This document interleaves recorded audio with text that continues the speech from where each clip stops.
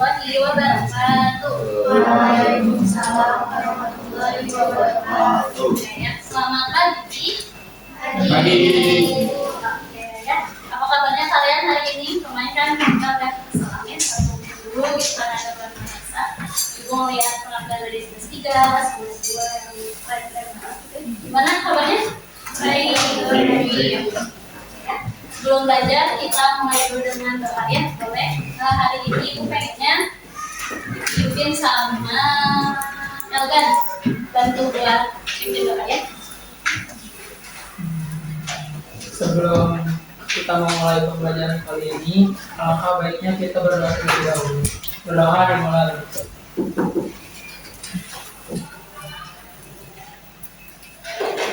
Berdoa selesai. Terima kasih sama Elgan yang udah pimpin aja. Hari ini paling ibu cek presensi ya, yang namanya disebut langsung jawab ya. Dari Alvira hadir. Alvira aku. Alifah ada. Ya Alvira. Ada. Askila ada. Audrey. Kalau begitu, nah hari ini kita lanjut ya ke materi aplikasi aliran sinus dan juga kosinus. Tapi sebelum itu, kan kita keselan di 1 minggu coba. Kalian masih ingat gak waktu pas 2 minggu kemarin kita belajar apa? Aturan sinus kosinus. Nah, di aturan sinus sendiri coba ada satu rumus kan? Coba dari Ranti. Aturannya apa kalau dari sinus? Rumus umum dari sinus atau dari teman-temannya nggak kedengeran kemudian coba sin A per A sama dengan sin B per B dengan sin C per C. Betul ya. Semoga bisa juga menjadi dibalik gitu ya, jadi A per sin A sama dengan B per sin B atau sama dengan C per sin C. Terus kalau misalkan aturan kosinus ada berapa aturan? Berapa? 3 ya. Coba kalau misalkan kita lihat dari sudut A, rumusnya apa? A kuadrat sama dengan B kuadrat ditambah dikurangi 2BC. Oke, bagus. Nanti yang kita lihat dari sudut C, coba cowok-cowok sebelah siapa? Algan, boleh Algan. Kalau misalkan kita dari sudut C, apa rumus umumnya? C kuadrat. Kuadrat sama A kuadrat sama B kuadrat kurangi 2 dikali B cos. Oke, good. Sip. Ibu anggap kalian udah paham gitu ya terkait aturan sinus dan juga kosinus. Oke, di sini coba kalian lihat di sini ada bapak-bapak gitu ya yang lagi coba ngumpul lahannya gitu ya. Lagi ngumpul lahannya. Terus saya pertanyaan, gimana cara nentuin luas lahan yang bentuknya berupa ya, tak beraturan gitu ya, tanpa harus menghitung secara langsung. Kira-kira apakah bisa kita menghitungnya? Bisa pakai apa?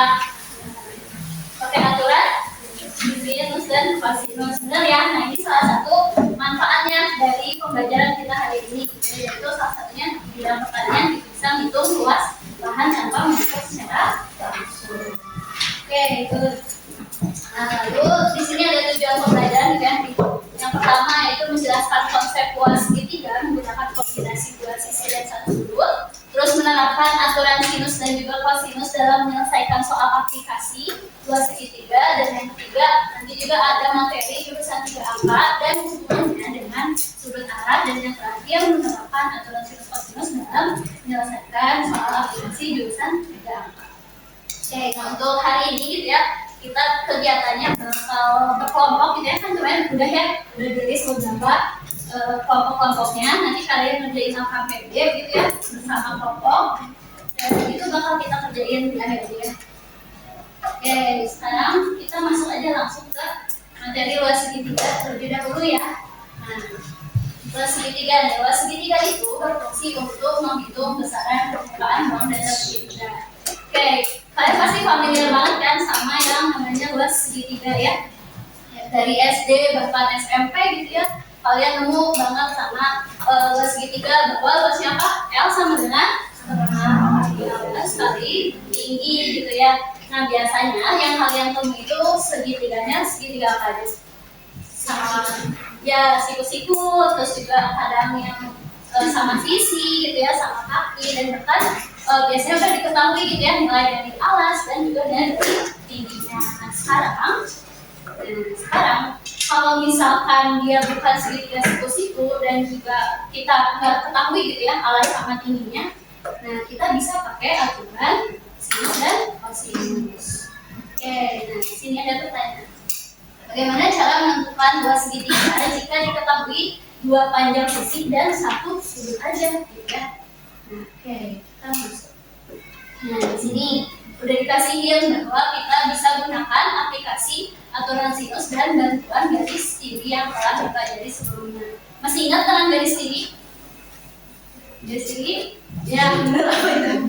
Mari kita menarik garis dari salah satu sudut, misalnya si sudut A ke hadapannya gitu ya, dengan tegak lurus.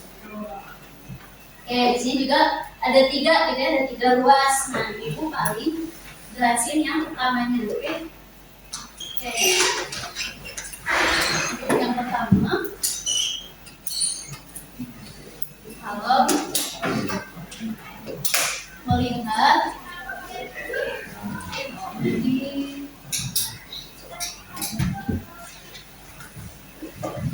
sudut A, oke, kita punya gambar. Ini misalkan A, sini B, C.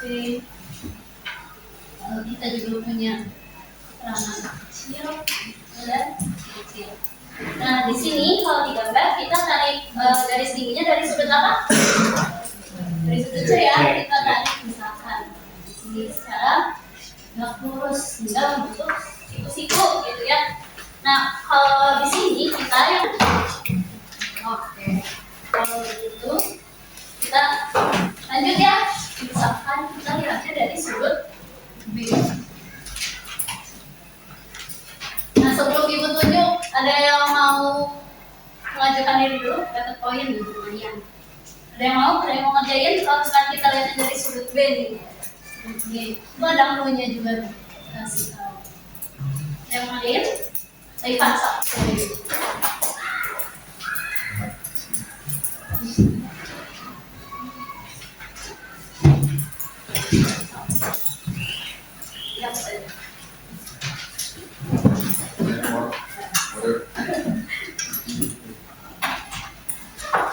Jadi kalau yang ketiga ada yang mau ngerjain, dan cewek-cewek dapat clue juga kok.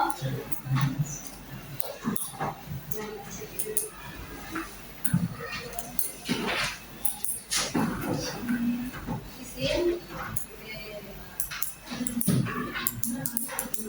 Tambah.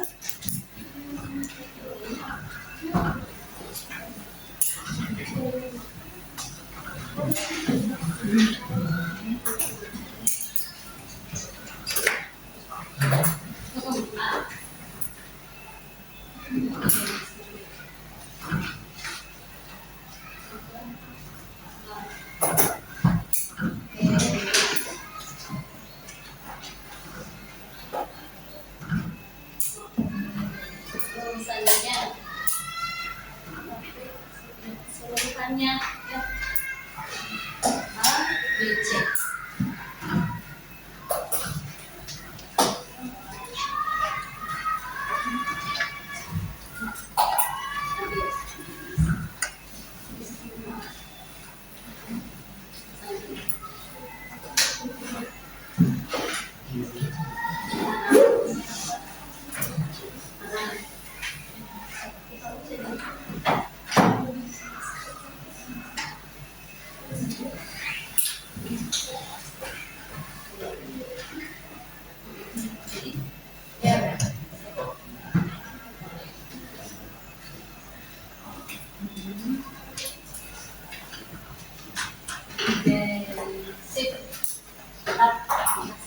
Nah, itu ya. Nah, ini yang dikerjain sama Daifa. dia mulai dari segitiga CDB dulu. Nah, di sini dia pakai konsep si sinus. Sampai sini kalian ditanyain dulu, aman? Aman. Oke, kalau begitu kita Masih semangat? Masih. Masih semangat? Masih semangat? Oke. Tadi kita udah belajar permainan apa? Masih tiga, kan? Tadi ada berapa rumus jadinya? Berarti tiga. Sekarang kita masuk ke contoh soalnya agak lebih paham kalian agak lebih jauh ya. Oke, di sini diketahui ada segitiga A, B, C. Panjang begini berapa? 20. Oke. Panjang AC-nya? 15. Dan sudut C-nya? 30. Ditanyakan apa? Dua segitiga A, B, C. Nah, dari soal ini kita bisa buat sketsanya. Di sini ada segitiga ya. Segitiga nya A, B, C. Yang diketahui apa tadi? Panjang BC-nya berapa? 20. Sini 20 ya. Terus apa lagi? C-nya berapa? 15. Terus apa lagi? C-nya berapa? 30. Nah, kita kan disepakati ya bahwa sisi yang berhadapan dengan sudut A itu namanya apa? Sisi apa? A. A kecil kan? Sisi yang berhadapan dengan sudut A, kita tulisnya A. Sama. Jalur 3. Sisi yang berhadapan dengan sudut D. Sisi yang berhadapan dengan sudut D.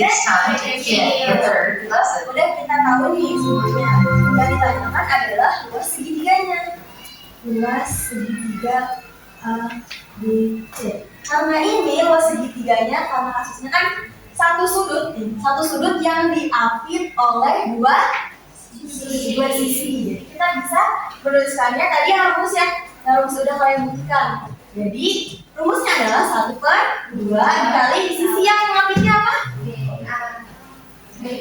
A dikali B. Kemudian sama sudut yang diapitnya yaitu sinus 30 derajat atau sinus C ya. Oke. Kita substitusikan ya nilai dari A dan B. A-nya berapa? 20. Terus B-nya sin dari 30 berapa ya? Oke, kita mulai mengoperasikan dari yang dalam seminggu ya. 20 dikali 15 20 dikali 15 300 dikali 1/2 150. Kemudian 1/2 dikali 150 ya? Tadi itu satuannya apa? Sentimeter. Karena ini luas maka sentimeter per segi. Jadi luas segitiga ABC adalah 75 cm per segi. Sampai sini paham? Ini nggak perlu ditulis juga, udah ada ya di modul di bahan ajar kalian itu ada. Oke. Ada yang mau ditanyakan dulu sampai sini? Setelah ini kita lanjut ke aplikasi.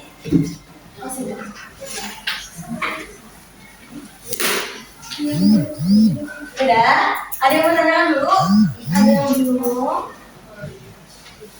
Oke, cukup ya? Ini udah ada kok di bahan ajar kalian. Boleh dibahas? Oke.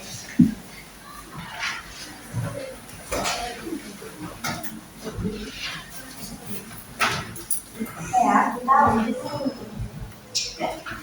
Tadi kan pas sama Bu Lucia diajarinnya pengaplikasian pada aturan sinus ya. Sekarang apa berarti? Aplikasi aturan kosinus. Oke.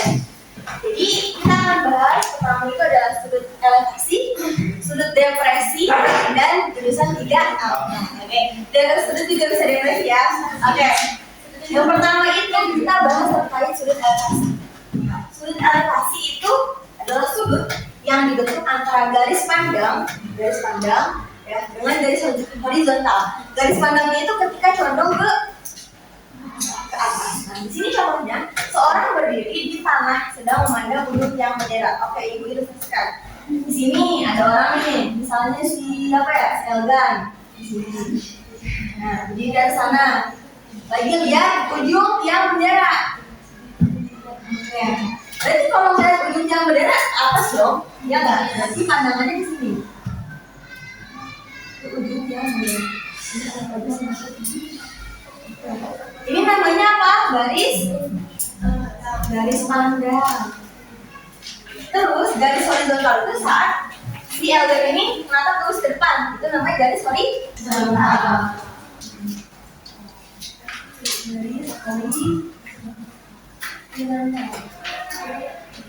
Nah, perhatikan sudut yang terbentuk dari garis pandang saat pengamat ini melihat condong ke atas dan garis horizontal ini dinamakan sudut apa tadi? Sudut elevasi ya. Sudut elevasi. Jadi sudut elevasi adalah sudut yang terbentuk dari garis pandang dan garis horizontal. Nah, setelah tadi kan udah nih sudut elevasi ya. Kita lanjut ke sudut depresi. Oke, kita apa sih itu ya? Sudut depresi. Nah, sudut depresi juga sama kayak yang ini. Sudut apa tadi? Elevasi. Bedanya kalau sudut elevasi itu pengamat itu condong ke atas. Kalau misalnya depresi berarti condong ke mana? Ke bawah. Nah, contohnya apa ini? Baca. Seseorang berdiri di atas gedung bertindak sedang mengamati mobil di jalan. Oke. Misalnya, untuk ilustrasi yang kedua ada Alvira nih lagi di atas gedung, ngapain ya? Sedang mengamati mobil yang berjalan di bawah.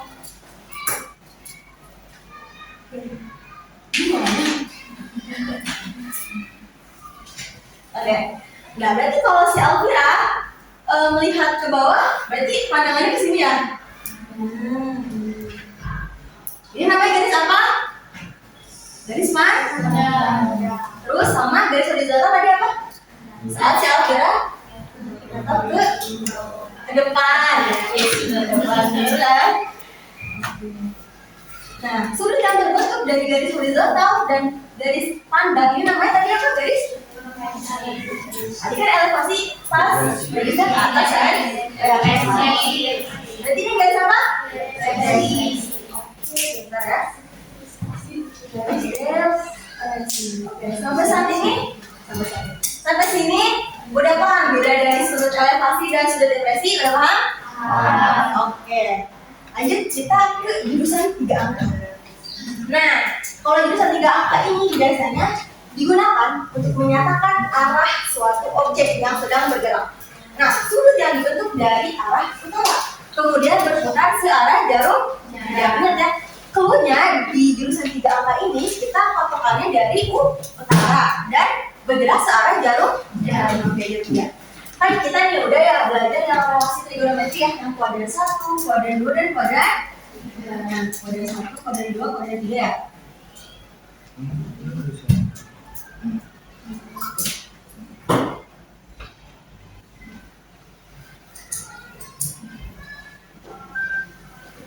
Oke, biasanya kita mengikutinya berputar searah jarum pinjam atau berlawanan arus jam? Berlawanan. Berarti di sini ya.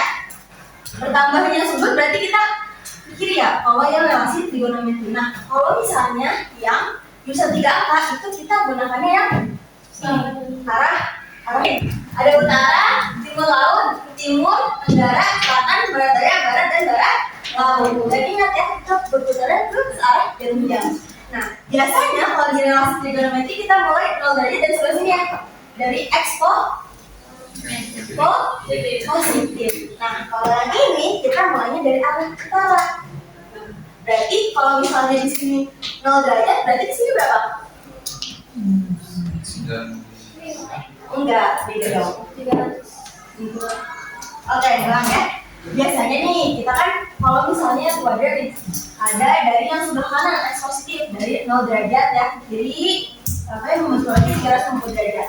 Kalau misalnya yang jurusan 3 angka, nih kita ambilnya dari sini utara, timur, selatan, dan utara ini kita mulai dari 0 derajat. Nah, 0 derajat itu dimulai dari utara. 0 derajatnya karena di sini adalah jurusan 3 angka, maka yang dipakai berapa? 3 angka. Nah, 0, 0, 0 derajat. derajat gitu. Di sini 0, 0, 0 derajat. Ini lagi ya, searah 3 jam. Berarti T ini berapa timur? 90 derajat. 90 derajat. Oke. Terus selatan ini berapa? 80 mah tetap ya. Dan yang terakhir yang barat nih. Ini utara 0,0 derajat atau berapa? 360 derajat. Oke, sampai sini paham? Coba ibu mau challenge kalian, kalau misalnya yang barat daya ini berapa? Misalnya sebutnya barat daya 200.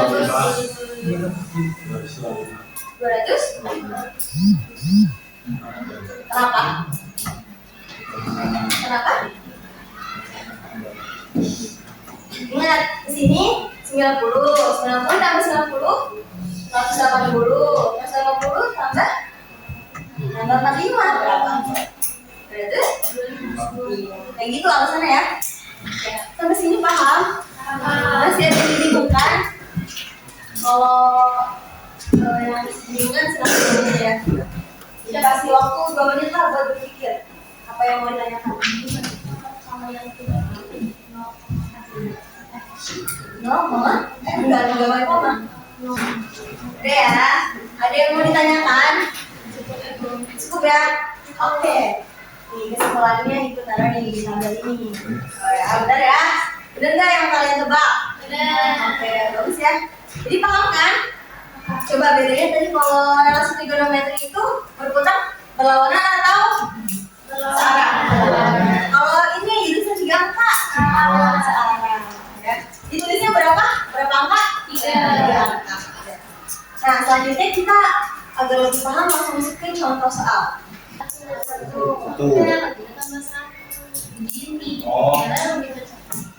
Paham? Nah, ini kalau bentuknya kita ubah ke bentuk perkalian. Tapi kalau bentuknya penjumlahan ya harus hati-hati, kalian membaginya nggak cuma 1 doang, tapi keduanya di 2 angka 3 dan 2 pun kalian bagi 2.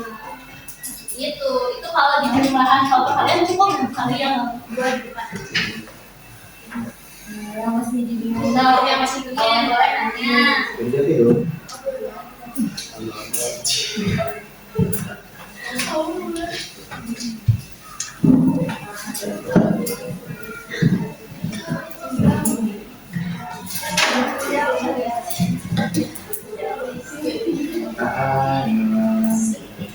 Cukup?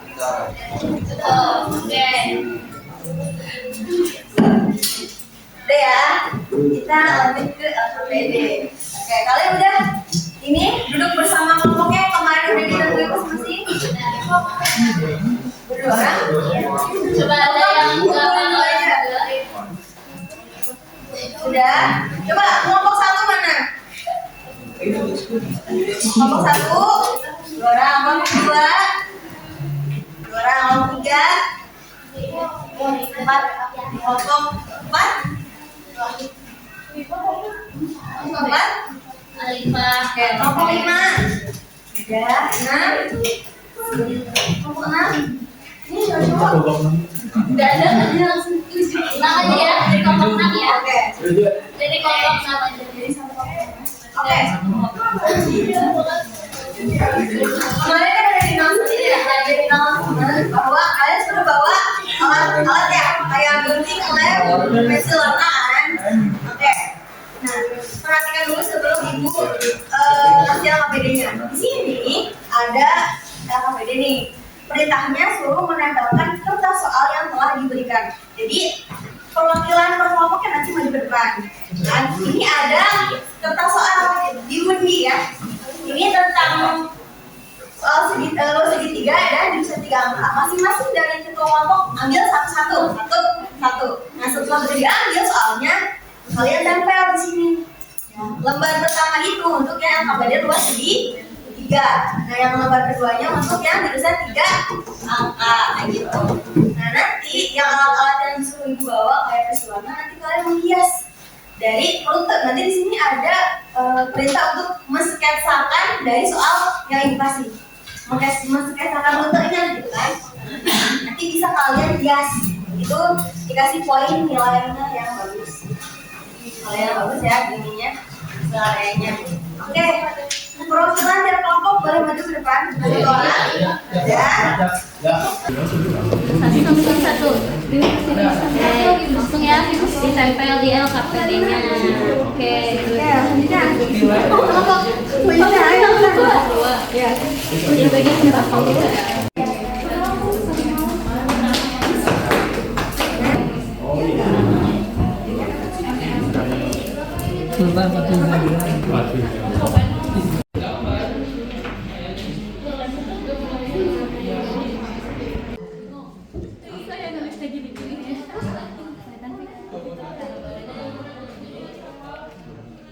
Nih, dari LKPD yang aturan sinus. Silakan presentasikan ke teman-temannya, ke paham kalian. Jadi kita tuh ngadainnya pakai aturan luas sinus yang C, namanya di sini yang C. Jadi yang area pertama tuh yang pakai MC kan, jadi hasilnya tuh ini. Terus yang area 2 sama area 3 juga sama kayak cari area 1. Pakai sinus yang C dari hasil yang kita cari, yang paling luas itu di area 1. Yang ditanyain juga yang paling aman sama yang paling luas. Jadi yang itunya tuh yang paling besar. Jadi yang menang tuh luas yang menang. Ya, area 1. Oke. Ada yang sama jawabannya? Coba yang dapat